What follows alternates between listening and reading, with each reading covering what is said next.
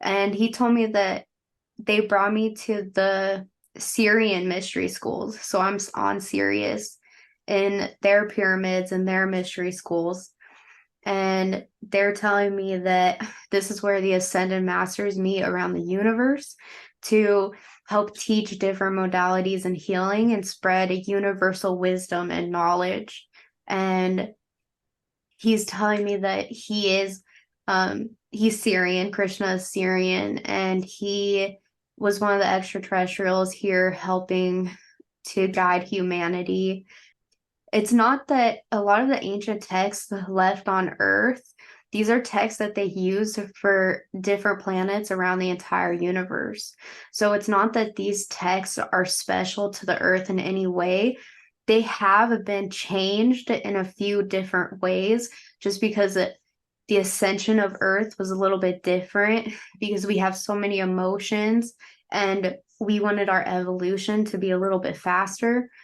So some things have been changed, but for the most part, these ancient texts are texts that are found around the universe that these extraterrestrials have worked together to create these texts to help the evolution of civilizations as they go through their cycles of rising and falling until they can finally raise their collective consciousness to the point where they don't have to go through these cycles anymore.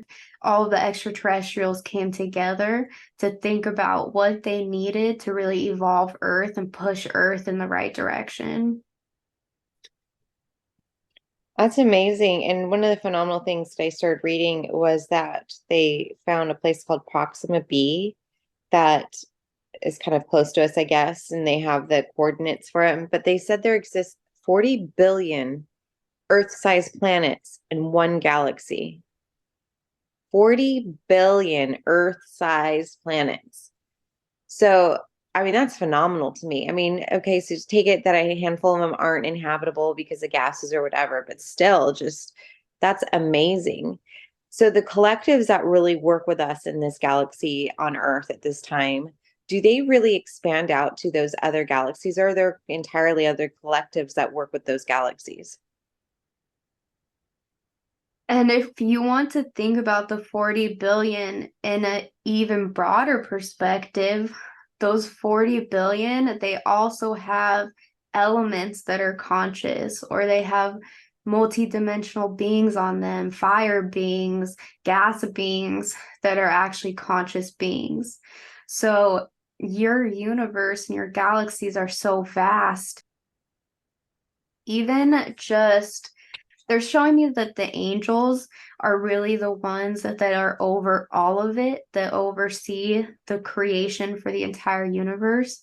And then there are different beings that are more invested in different parts of the universe than others.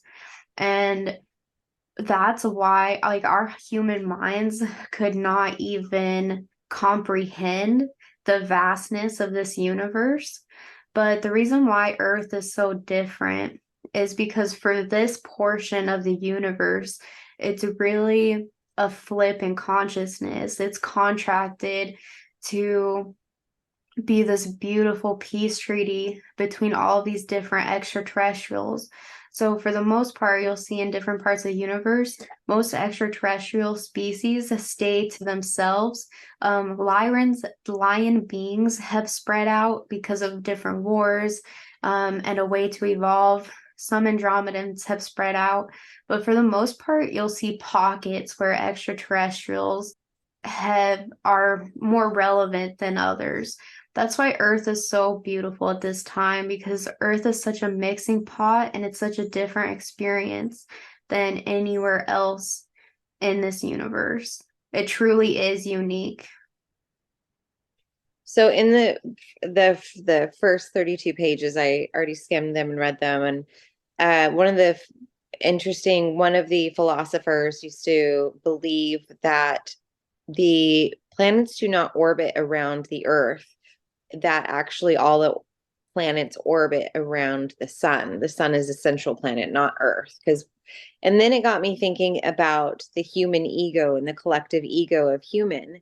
Like when we get into understanding all and unlocking galactic citizenship, that may be the death of the human ego collective, because we'll realize on a giant scale that we're not the most important thing in this world. What can you tell us about that? Yes, and that's the beautiful part of this dimension.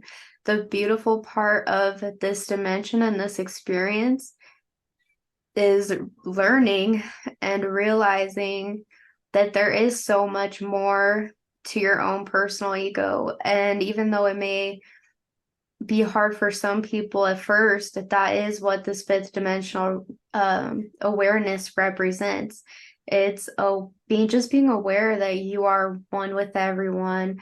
The person in front of you is no different than yourself, and everyone is just a reflection of you in the reality. It's just source having an experience.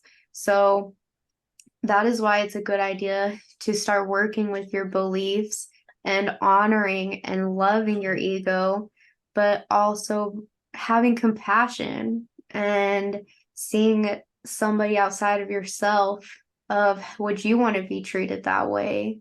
Or how can I show more love in the world? Because as Jesus says, there's always more love to give and there's always more love to receive.